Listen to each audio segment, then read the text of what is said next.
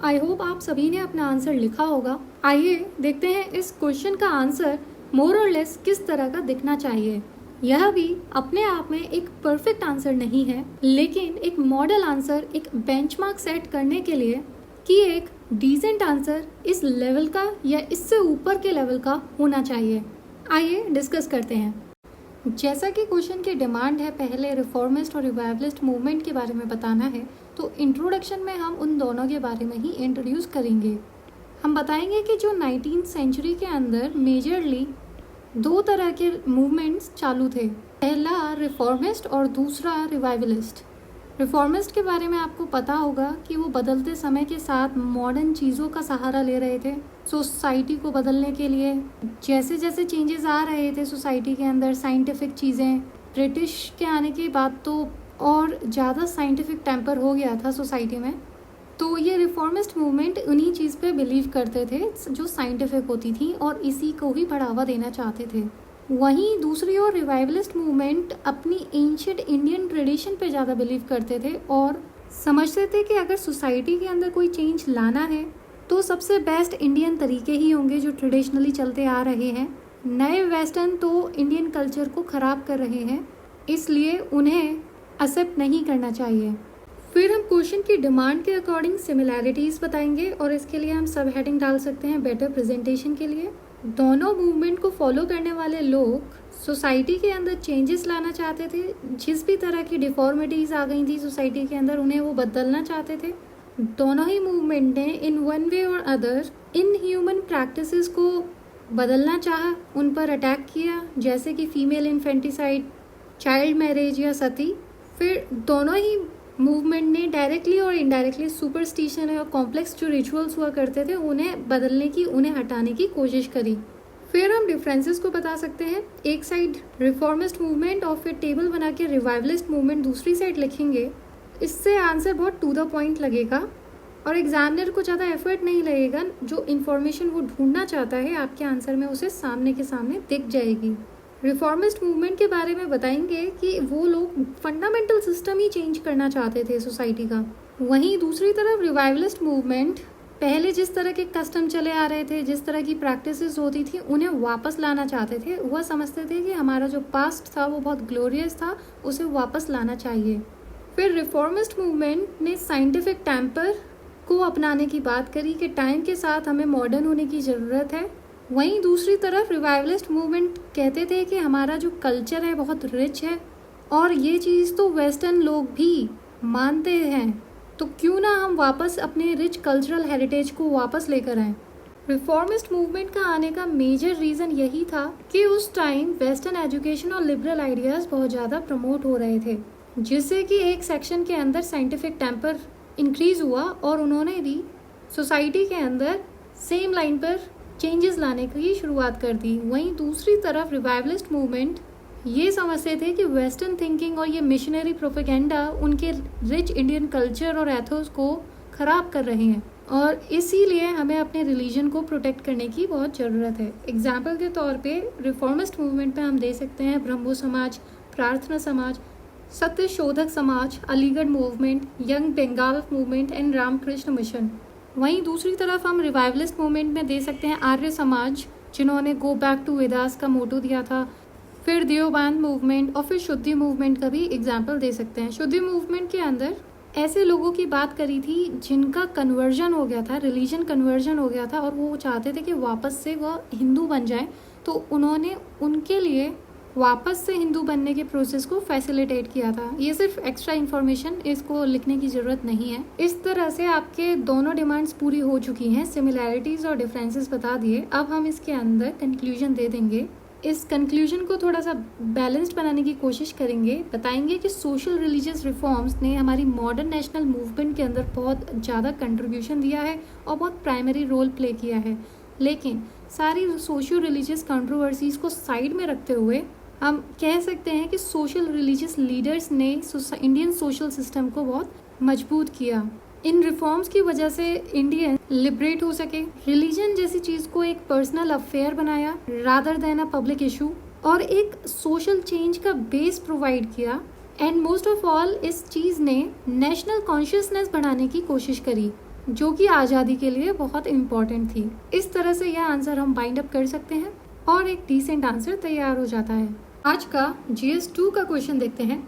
यह क्वेश्चन हमने देखा था और इसकी डिमांड्स काफ़ी ज़्यादा थी, मतलब यह क्वेश्चन 3 पार्ट्स में डिवाइडेड है और वर्ड लिमिट को ध्यान में रखते हुए यह क्वेश्चन हमें आगे करना होगा। इसलिए इसके इंट्रोडक्शन की शुरुआत हम बहुत शॉर्ट और ब्रीफ तरीके से करेंगे, जिससे कि हम सारी डिमांड्स को अपनी टाइम लिमिट और वर्ड लिमिट के अंडर ही कर पाएँ। इनिशियली हम बता देंगे डिसेंट्रलाइजेशन क्या है। डिसेंट्रलाइजेशन डिवोल्यूशन ऑफ पावर और अथॉरिटी ऑफ गवर्नेंस को कहेंगे। मतलब जिस तरह से हमारे देश के अंदर पावर्स को डिवाइड किया जाता है, गवर्नेंस की जो अथॉरिटी किसके पास कितनी होगी, उस चीज़ को डिसेंट्रलाइजेशन कहेंगे। किन किन लोगों के बीच में होती है ये डिसेंट्रलाइजेशन? अपने देश में यूनियन गवर्नमेंट, स्टेट गवर्नमेंट और अब सब स्टेट लेवल ऑर्गेनाइजेशन के बीच में भी होती है, मतलब पंचायती लेवल पर भी होती है। क्वेश्चन के सीक्वेंस में जाते हुए नेक्स्ट चीज़ जो हम डिस्क्राइब करेंगे वो थे कि डिसेंट्रलाइजेशन का रैशनल क्या है।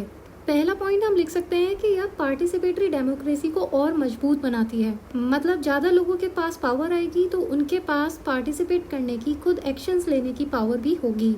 रेस्पॉन्सिव गवर्नेंस को फैसिलिटेट करती है, अकाउंटेबिलिटी को बढ़ाती है।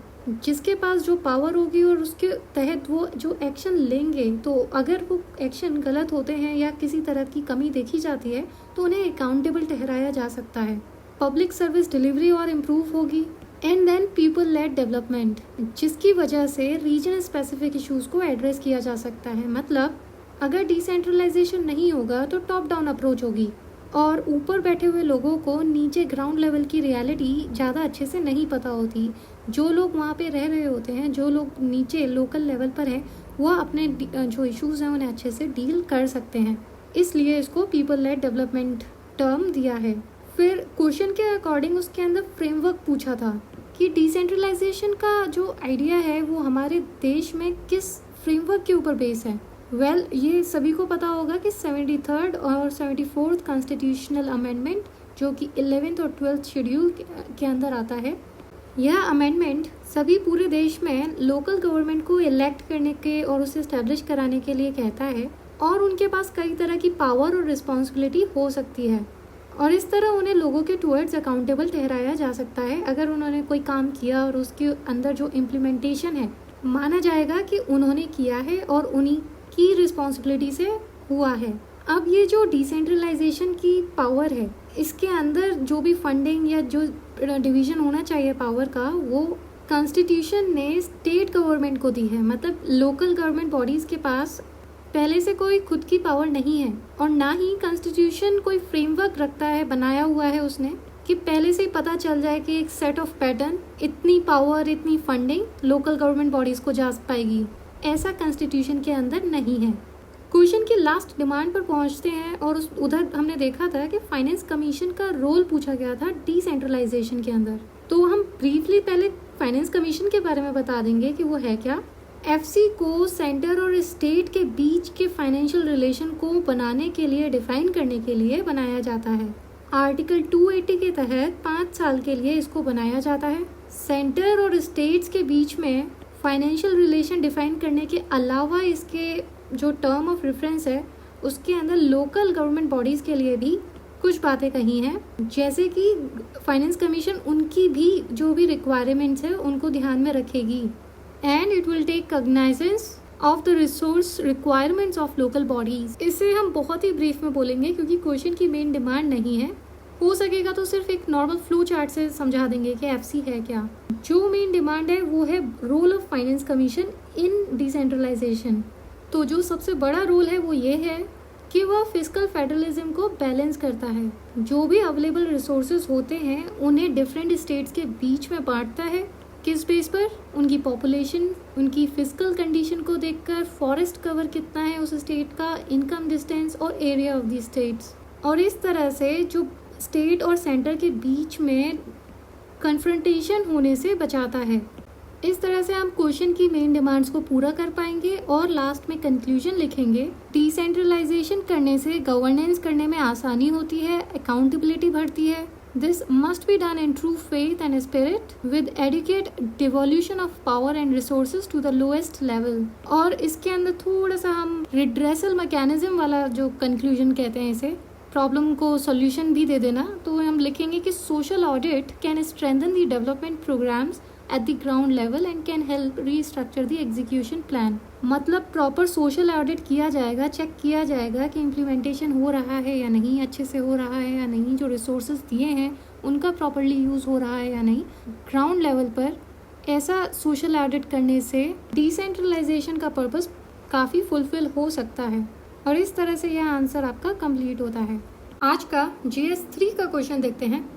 इस क्वेश्चन का कंटेक्स्ट बहुत स्ट्रेट फॉरवर्ड था और इसी वजह से इसकी डेफिनेशन हम स्टार्ट कर देंगे स्वामित्व योजना के बारे में बताकर। स्वामित्व योजना एक ओनरशिप स्कीम है जिसे अभी पंचायती राज दिवस पे लॉन्च किया गया था। अब इसके इंट्रोडक्शन पे थोड़ा ध्यान दीजिए, इसके अंदर सिर्फ हम ओवरव्यू दे रहे हैं, ज़्यादा लेंथी इंट्रोडक्शन भी गलत इंप्रेशन देता है। तो यहाँ पर हम सिर्फ इतना बताएंगे, मॉडर्न टेक्नोलॉजी जैसे कि ड्रोन की मदद से रूरल सेक्टर में जो रेजिडेंशियल लैंड है उनको मैप करना, उनके बारे में रिकॉर्ड करना, यह सब चीज़ें इस स्कीम के अंडर आती हैं।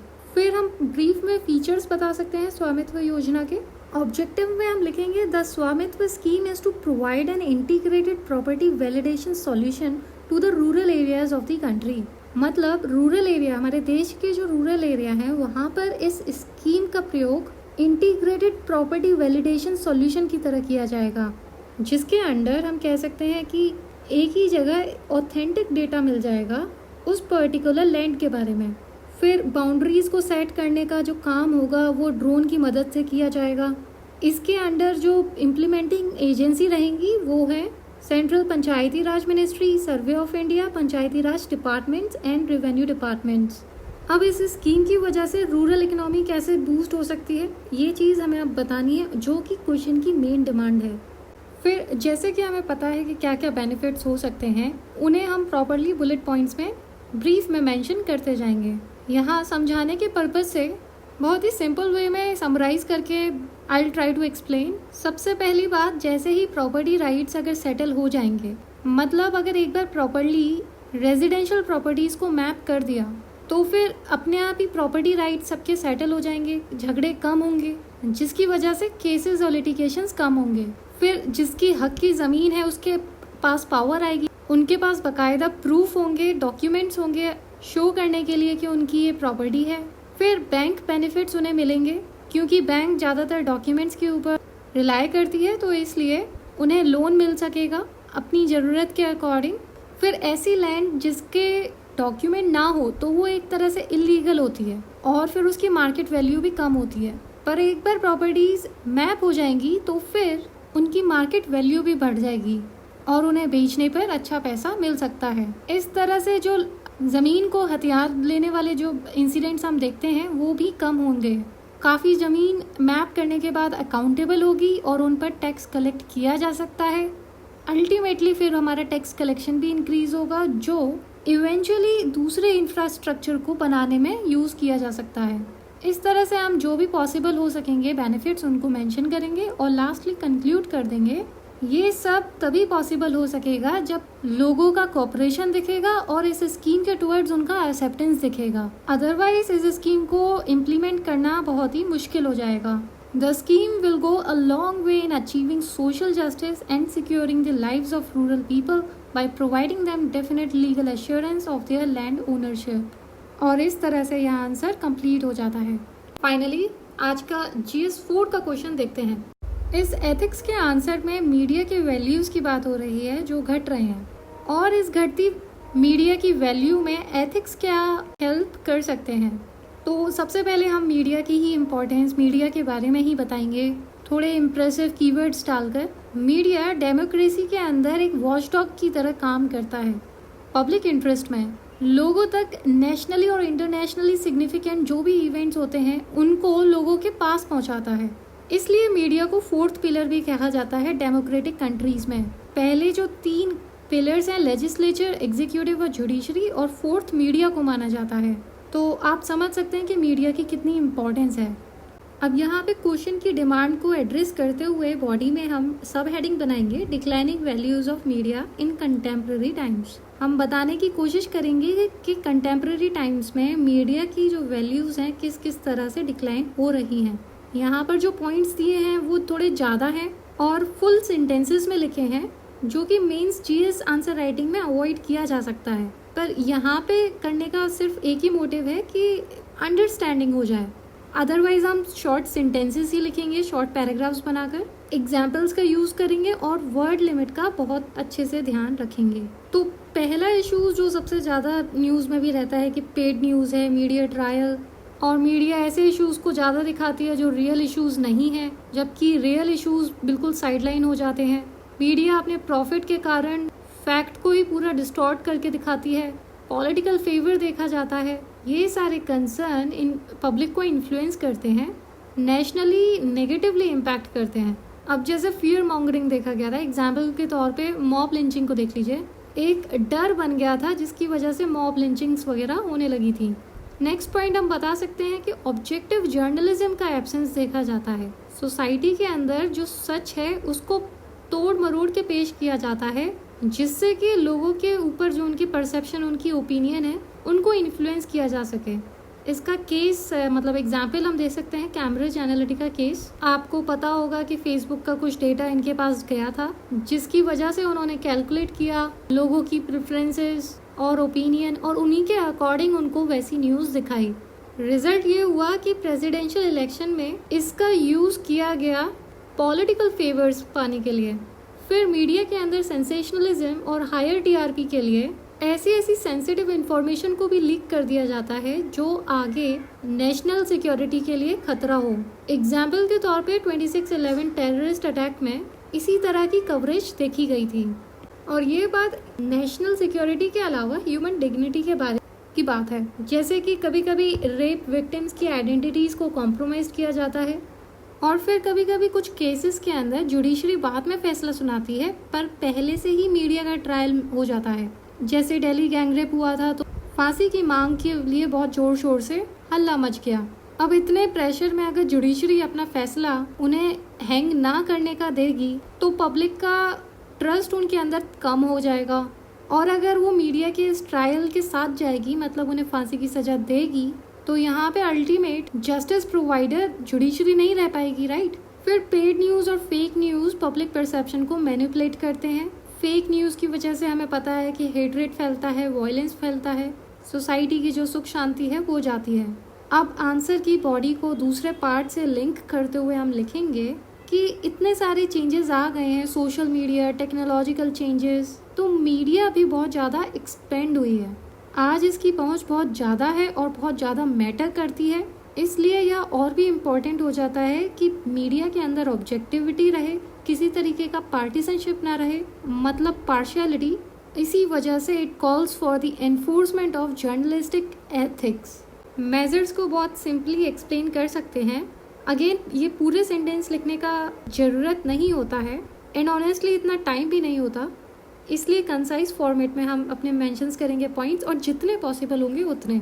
ज़रूरी नहीं है कि आंसर को 20-25 पॉइंट से भर दिया जाए।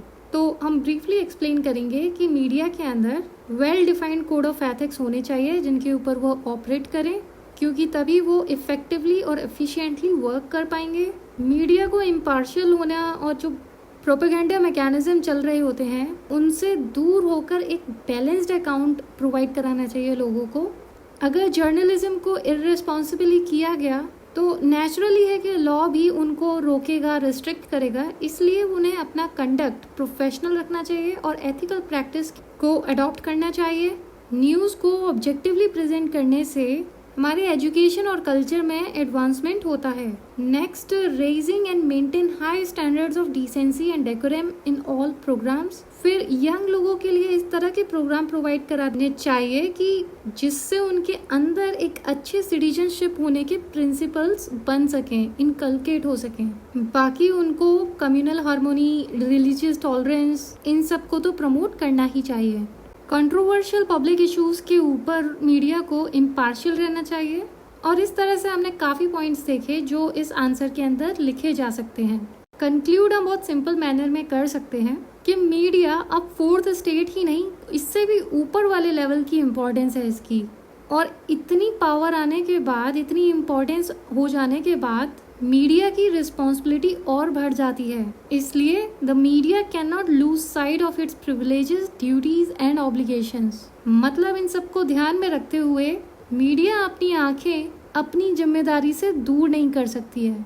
इस तरह से हम इस आंसर को कंप्लीट करते हैं। एक इम्पॉर्टेंट नोटिस, हमने एक्सपेक्ट नहीं किया था कि एकदम से इतनी ज़्यादा कॉपीज आ जाएंगी, for which we do not regret at all.